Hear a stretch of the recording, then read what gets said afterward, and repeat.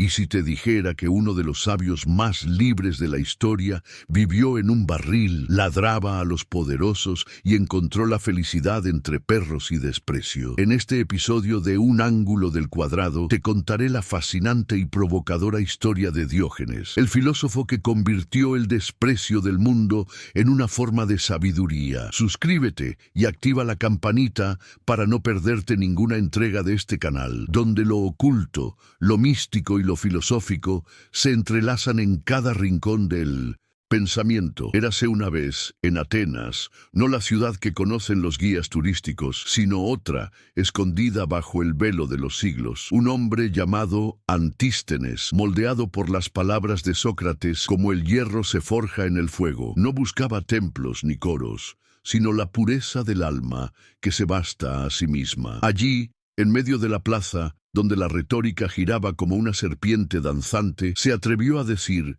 que la virtud no dependía de la riqueza, el estatus ni el reconocimiento, sino que era un tesoro enterrado en lo más profundo del ser, accesible solo para aquellos que se despojaban del mundo. La multitud reía. El mundo, ese gran teatro de vanidades, reaccionaba como siempre reacciona cuando se siente amenazado, burlándose. Pero había en sus ojos algo que perturbaba a los transeúntes, como la mirada de un perro callejero que parece saber demasiado. No por casualidad, más tarde serían llamados así, cínicos, como los perros, no porque ladran, sino porque ven en la oscuridad. El nacimiento del cinismo, por tanto, no fue una fiesta, sino un silencio, un tajo seco en la carne de la tradición, una negativa. Y el cosmos, con su soplo irónico, escuchó aquella negativa como quien oye un susurro proveniente de las profundidades de Cerbero, el perro del Hades. El hombre que desea ser libre debe primero despojarse de todo lo que el mundo llama necesidad. De Antístenes, el fuego pasó a aquel que no sería solo discípulo, sino herejía viva, Diógenes de Sinope, exiliado de su tierra natal bajo acusaciones de falsificar moneda, un crimen simbólico para quien más tarde falsificaría los valores de la propia civilización. Diógenes llegó a Atenas como un extranjero entre extranjeros. No buscaba maestros, ni discípulos, ni honores. Buscaba la verdad desnuda. Se instaló en un barril, o más precisamente, en una antigua ánfora de cerámica, donde la noche le pertenecía tanto como el sol, y el mundo pasaba como un desfile de locos bien vestidos. Diógenes no fundó escuela, no escribió tratados, no decoró templos. Él encarnó el cinismo, se volvió un espectáculo vivo, una estatua de carne que se burlaba de los ídolos del mundo. Cuando buscaba a un hombre con su linterna encendida a pleno mediodía, no era por provocación, era por desesperación filosófica. El hombre, decía, se había perdido entre el lujo y la mentira, y allí, en la frontera entre lo ridículo y lo sagrado, se hizo perro, olfateando la vanidad, gruñendo contra la hipocresía, orinando sobre las convenciones. Cada gesto era una refutación viva, cada elección un grito mudo contra la cultura que vestía al animal de hombre, pero lo hacía arrastrarse ante el oro. Diógenes, en el fondo, no quería destruir el mundo, quería liberarlo, y sabía que para eso primero debía insultarlo con su propia verdad. En presencia de Diógenes, el mundo ya no se veía entero. Era como si empuñara un espejo que no reflejaba rostros, sino intenciones, y todos, al mirarse allí, solo veían lo grotesco de sí mismos.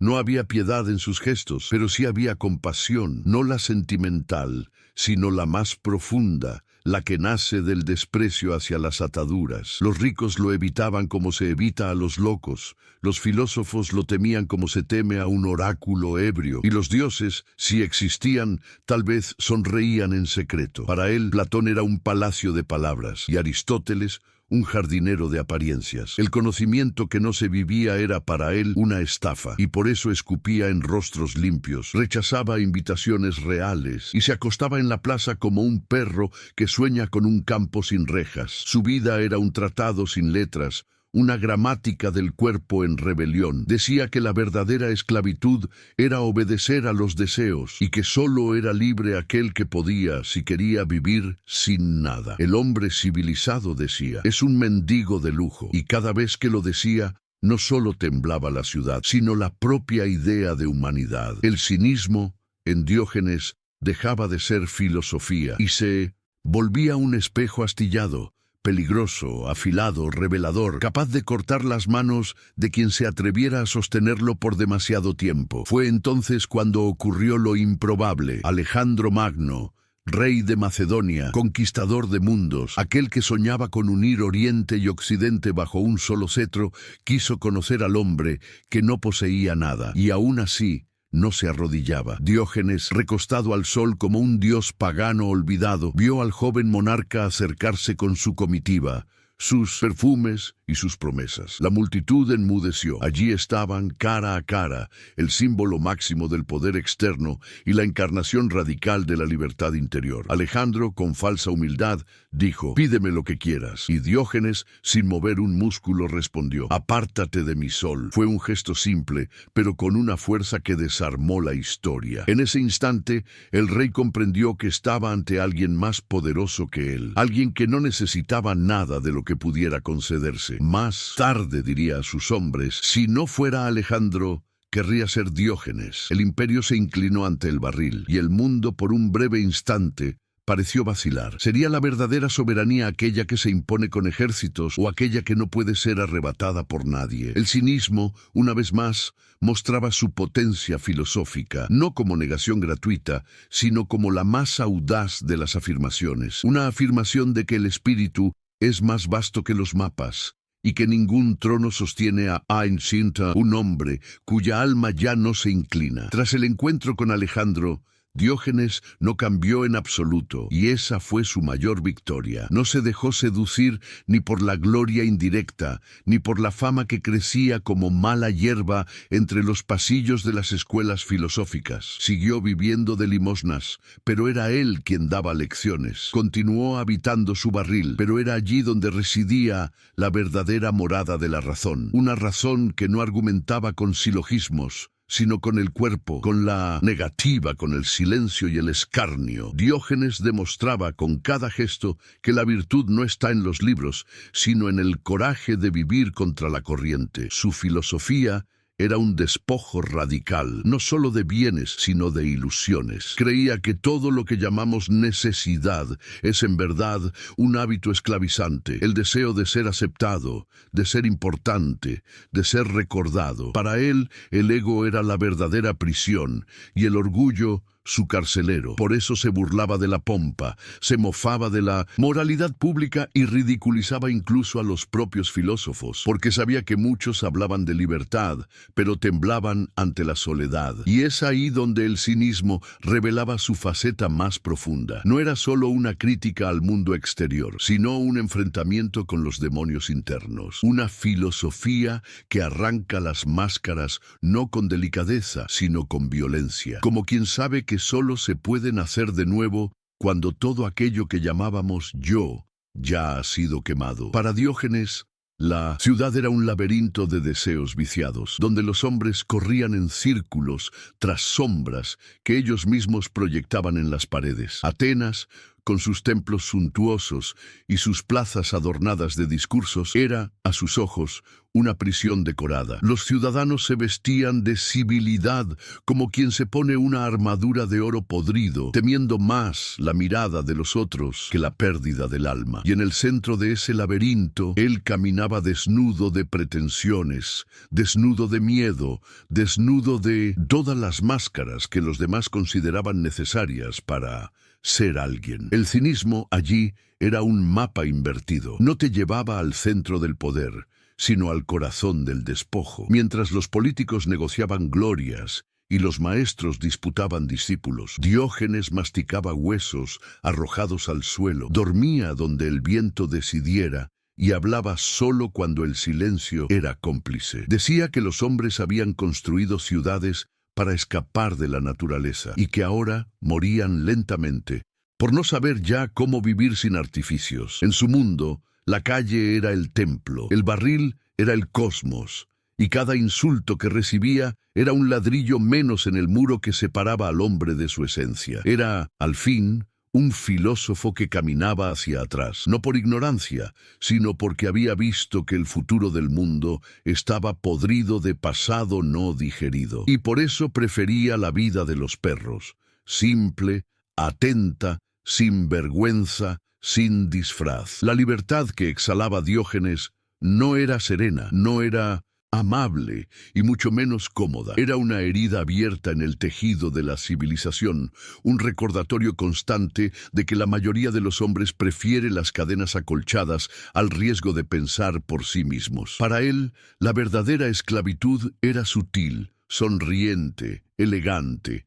Se encontraba en los banquetes, en los cargos públicos, en los títulos académicos, en las palmadas en la espalda. La libertad, en cambio, era cruda. Exigía el coraje de ser odiado, el coraje de hacer el ridículo, el coraje de estar solo. Era el arte de no depender ni de posesiones, ni de elogios, ni siquiera del amor de los otros. Y eso asustaba. Asustaba porque el hombre común construye su identidad en espejos. Necesita ser reflejado para existir. Diógenes rompió todos los espejos.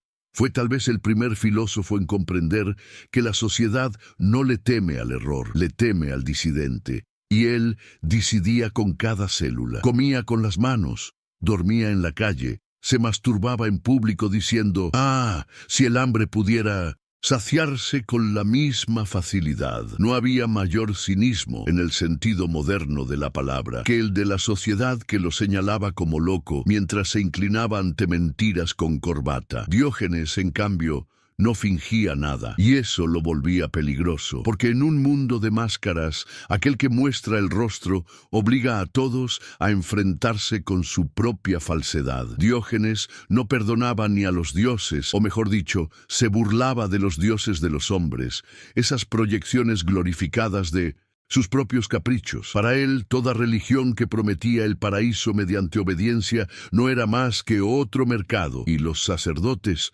sus comerciantes. No negaba lo sagrado, pero se reía de su burocratización. Si existía algo divino, pensaba, estaría en la libertad de un espíritu que no pide nada y lo contempla todo. No rezaba, no temía el castigo eterno, no se inclinaba ante el destino. Era, en cierto sentido, más religioso que los religiosos, porque no mendigaba favores al cielo. Agradecía el sol, el viento, la vida simple. Su reverencia no estaba en templos, sino en la integridad de cada gesto no corrompido. ¿Por qué invocáis a los dioses?, decía, cuando ni siquiera sois capaces de conversar con vuestra conciencia. Al actuar así, Diógenes cavaba una trinchera entre lo espiritual y lo supersticioso, entre la fe como experiencia interior y la fe como control colectivo. Ladró a los dioses como ladra un perro que huele impostores, y al hacerlo, redimió a la filosofía de su miedo ancestral a ofender los poderes invisibles.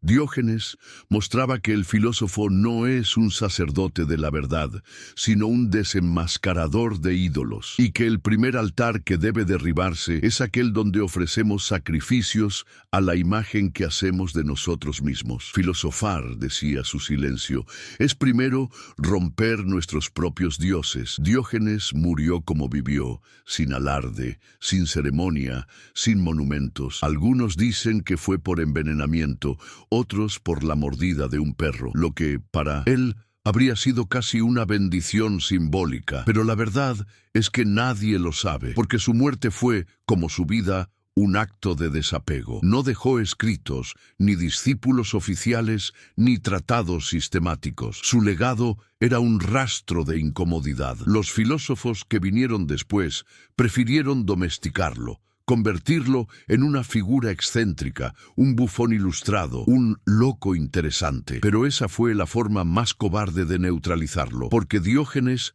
no era un personaje.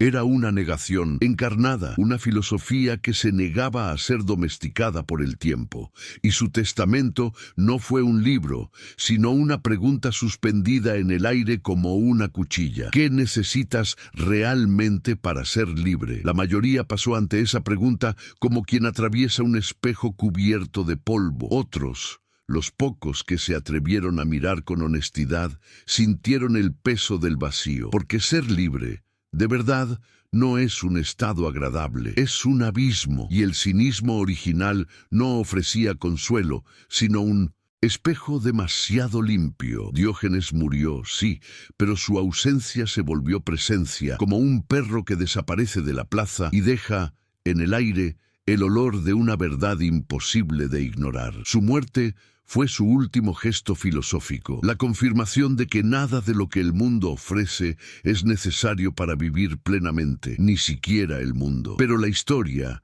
ese gran teatro de repeticiones, jamás olvida del todo a quienes se atreven a ser inasimilables. El nombre de Diógenes siguió resonando en las sombras de la filosofía, no en los palacios del saber, sino en las ruinas, en los márgenes, en los callejones donde la verdad aún escapa al barniz. De vez en cuando la civilización se vuelve insoportable en su propia pose, alguien oye, a lo lejos, el ladrido de aquel perro antiguo. El cinismo, tal como él lo fundó, no murió, solo se escondió. Está en las negativas silenciosas, en los gestos de quienes viven con poco, en los que eligen la verdad por encima del aplauso. Está en los monjes que abandonan templos, en los artistas que queman sus obras, en los locos que dicen verdades incómodas entre risas e insultos. La filosofía de Diógenes es una estrella apagada que aún calienta, un sol interior que brilla para quienes se han cansado de la mentira.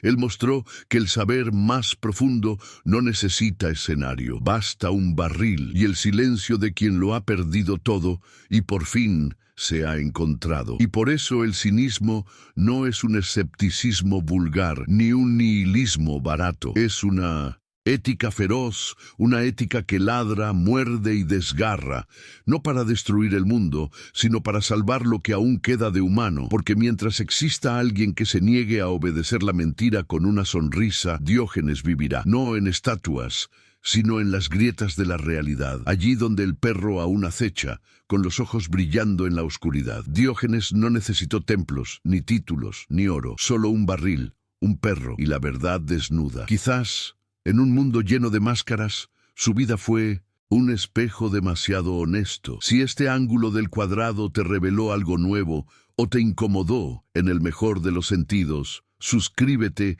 y acompáñanos en las próximas exploraciones, porque aquí, en un ángulo del cuadrado, no buscamos respuestas, buscamos las preguntas correctas.